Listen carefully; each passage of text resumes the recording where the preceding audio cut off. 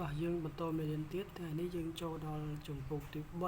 3ដដែលការសរសេរកូដកម្មវិធីមេរៀនទី4ដដែលការអភិវឌ្ឍកម្មវិធីបច្ចេកវិទ្យាផ្នែកតែជាផ្នែកខម្ដងលើកមុននោះគឺផ្នែកកលើកនេះគឺផ្នែកខមេតាវគ្គទី2នៃមេរៀនទី4ខ្លឹមសារមេរៀនគឺការគិតតាមលំដាប់លំដោយ3ការគិតតាមលំដាប់លំដោយ4គំនូសតាំងលំហូរខ្លឹមសារមេរៀនគឺការគិតតាមលំដាប់លំដោយនិងគំនូសតាំងលំហូរវាស្ថិតនៅក្នុងផ្នែកខគឺផ្នែកខនោះគឺជាការគិតតាមលំដាប់លំដោយហើយវាមាន2ចំណុចគឺចំណុចទី3និងចំណុចទី4ចំណុចទី3នោះគឺការគិតតាមលំដាប់លំដោយនិងចំណុចទី4គឺគំនូសតាំងលំហូរ3ការគិតតាមលំដាប់លំដោយសំណួរតើអ្វីជាការគិតតាមលំដាប់លំដោយការគិតតាមលំដាប់លំដោយសំដៅទៅលើសមត្ថភាពនៃការវិភាគភារកិច្ចនិងបែងចែកវាទៅជាភារកិច្ចតូចៗចូលរកឧទាហរណ៍ដែលប្រើការគិតតាមលំដាប់លំដោយ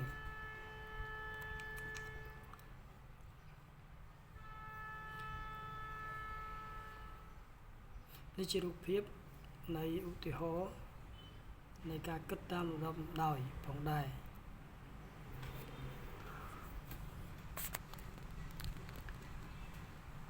ដូចជានៅឆ្នាំ1903លោក Henry Ford ជនជាតិអាមេរិកបានបង្កើតក្រុមហ៊ុនផលិតរថយន្តមួយការផលិតរថយន្តត្រូវការពេលវេលាច្រើនហើយអាចផលិតបានតែម្ដងមួយប៉ុណ្ណោះដោយក្រុមកម្មករពួកគេទាំងអស់គ្នាធ្វើការនៅលើផ្នែកផ្សេងគ្នានៃរថយន្តក្នុងពេលតែមួយលោក Ford ចង់ផលិតរថយន្តឲ្យបានច្រើនហើយគាត់មានគំនិតអំពីការបង្កើតជាខ្សែសង្វាក់ផលិតកម្មដែលប្រតិបត្តិការនីមួយៗត្រូវបានធ្វើដោយកម្មករផ្សេងគ្នារថយន្តត្រូវបានដំឡើងទៅតាមរោងចក្រហើយបានបន្ថែមផ្នែកផ្សេងម្ដងមួយរហូតដល់ការផលិតត្រូវបានបញ្ចប់ដើម្បីធ្វើកិច្ចការនេះជាដំបូងលោក Ford ត្រូវមើលទៅកាន់រថយន្តទាំងមូលបន្ទាប់មកបែងចែកភារកិច្ចផលិតទៅជាផ្នែកតូចៗហើយដាក់ប្រតិបត្តិការទាំងនេះតាមលំដាប់លំដោយធ្វើបែបនេះពួកគេអាចរៀបចំខ្សែសង្វាក់ផលិតកម្មទៅតាមលំដាប់លំដោយផងដែរក្នុងករណីខ្លះវាមិនមានបញ្ហាតែថាប្រតិបត្តិការណាត្រូវដំណើរការមុនឡើយប៉ុន្តែគាត់ត្រូវតែដាក់ប្រតិបត្តិការមួយក្នុងចំណោមប្រតិបត្តិការទាំងនោះនៅមុនប្រតិបត្តិការផ្សេងទៀតនៅក្នុងខ្សែសង្វាក់ផលិតកម្មជាក់ស្ដែងវាមិនមានសារៈសំខាន់អ្វីដែលថាកង់មុខឬកង់ក្រោយត្រូវដាក់មុននោះឡើយប៉ុន្តែដើម្បីបង្កើតខ្សែបន្ទាត់ផលិតកម្មគាត់ត្រូវតែដាក់បញ្ចូលប្រតិបត្តិការមួយជាមុនដូច្នេះប្រតិបត្តិការទាំងពីរនឹងត្រូវដំណើរការករណីខ្លះវាគឺអាចធ្វើប្រតិបត្តិការច្រើនក្នុងពេលតែមួយព្រោះវាសន្សំសំចៃពេលវេលាប៉ុន្តែនៅក្នុងការរចនាពួកគេនៅតែមើលឃើញថាប្រតិបត្តិការគឺដាច់ដោយឡែកពីគ្នាផងដែរសំណួរបន្ទាប់តើការបែងចែកភារកិច្ចតាមលំដាប់លំដោយមានសារៈសំខាន់ដូចម្តេចខ្លះ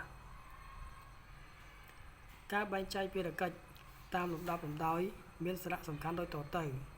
ទី1ធ្វើឲ្យការងារមានប្រសិទ្ធភាពបំផុត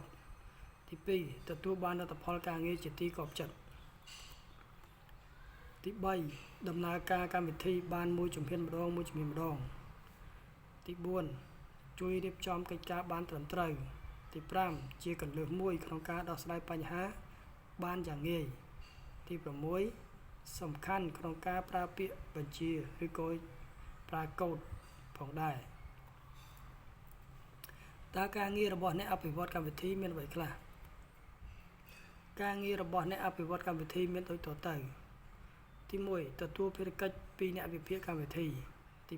2 ផ្ដល់នៅព័ត៌មានលក្ខណៈកម្មវិធីដែលអ្នកប្រើប្រាស់ចង់បានតើការងាររបស់អ្នកវិភាគកម្មវិធីមានអ្វីខ្លះការងាររបស់អ្នកវិភាគកម្មវិធីមានដូចតទៅផ្ដល់នៅការរចនាអេក្រង់ដោយបញ្ជាក់ពីរបៀបដែលការហៅនីមួយៗត្រូវបានបង្ហាញនិងសរសេរកម្មវិធីដើម្បីបង្ហាញអេក្រង់អ្នកវិភាគមិនបានខ្វល់ខ្វាយអំពីថាតើភារកិច្ចការងារត្រូវសរសេរកម្មវិធីចូលក្នុងកុំព្យូទ័រដោយរបៀបណានោះឡើយសំណួរបន្ទាប់តើអ្វីទៅជាគំនូសតាំងលំហូរ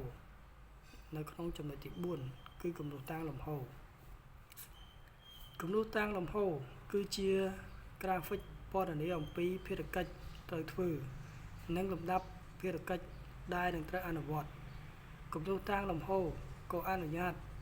ឲ្យដាក់ផងដែរនៅសេចក្តីពណ៌នារបស់ដំណើរការដែលទាមទារ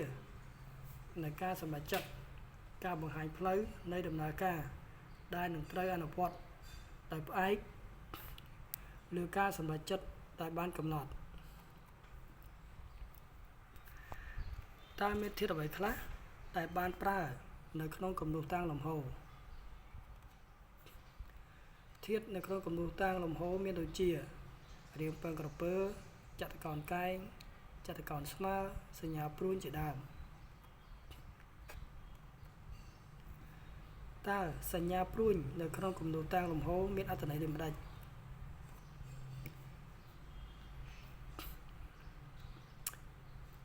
ចំណុចរបស់វានោះគឺឃើញថាវត្ថុទាំងនោះត្រូវបានចងភ្ជាប់គ្នាដោយសញ្ញាព្រួញនេះមានន័យថាភារកិច្ចដែលស្ថិតនៅចំណុចសញ្ញាព្រួញដើមត្រូវតែដំណើរការមុនភារកិច្ចដែលស្ថិតនៅចំណុចសញ្ញាព្រួញចុងក្រោយយើងអាចមើលគំនូសតាំងនេះបានគឺទី1ចំណុចចាប់ផ្ដើមដំណើរការទី1ដំណើរការទី2បញ្ចប់អញ្ចឹងមានន័យថាយើងត្រូវអនុវត្តដំណើរការទី1ឲ្យបានសិនទើបយើងអនុវត្តដំណើរការទី2បានតើប្រអប់រាងចតុកោណកែងនិងពងក្រពើនៅក្នុងគំនូសតាំងលំហូរមានន័យដូចម្តេច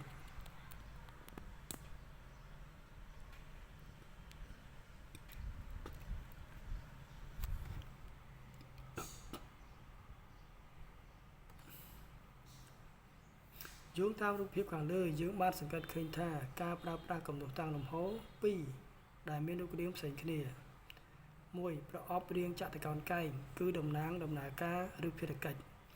2ប្រអប់រាងពងក្រពើគឺតំណាងចំណុចចាប់ផ្ដើមនិងចំណុចបញ្ចប់នៃការដំណើរការសំណួរបន្ទាប់ចូលរកឧទាហរណ៍អំពីស្ថានភាពដែលសញ្ញាព្រួញត្រូវត្រឡប់ទៅជំហានដើមវិញនៅក្នុងគំនូសតាំងលំហូរដែលអ្នកបានឃើញមុននេះបន្តិច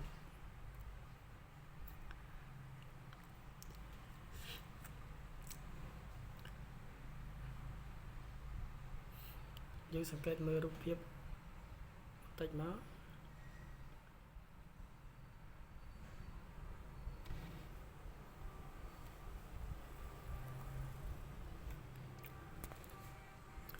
លំដាប់នៃប្រតិបត្តិការ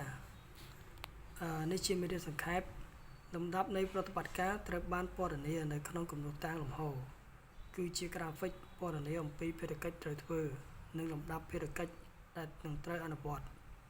គំនូសតាំងលំហូរក៏អនុញ្ញាតឲ្យដាក់ផងដែរនៅសេចក្តីពណ៌នារបស់ដំណើរការដែលទាមទារនៅការសម្រេចចិត្តការបង្ហាញផ្លូវនៃដំណើរការដែលនឹងត្រូវអនុវត្តដោយផ្អែកលើការសម្រេចចិត្តដែលបានកំណត់ផងដែរ